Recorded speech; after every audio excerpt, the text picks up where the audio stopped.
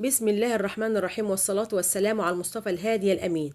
عرفتوا أولادكم إن إحنا جالنا ضيف جديد بعد رمضان اسمه العيد، عيد الفطر السعيد؟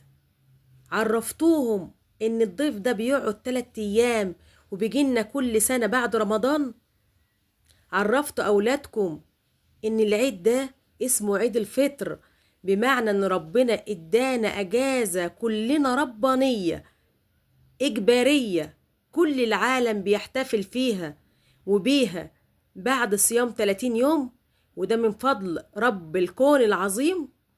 عرفتم أولادكم إن العيد ده بيجي بنحسن فيه على الفقراء والمحتاجين والمساكين، وبنطلع فيه صدقات عشان نزكي على أنفسنا بيها؟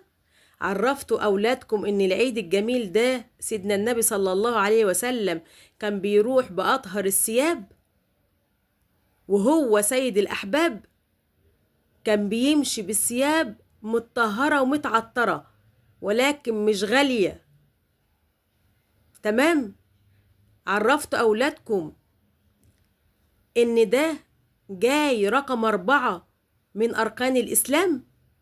لازم نعرف أولادنا الصيغة الحقيقية لكل عيد وكل رمضان.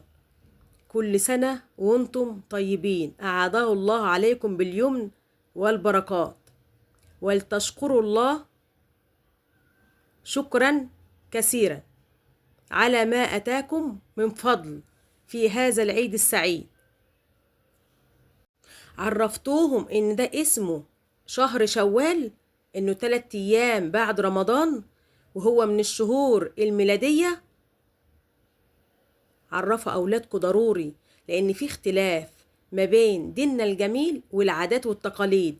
لبس وكحك وبرفان وكلام كل ده عادة، يعني أهلينا عملوه وإحنا بنقلدهم، ولكن لازم إن يعرفهم دايما الحقائق والسنة والدين عشان يكونوا سعداء في دنيتهم ومستريحين.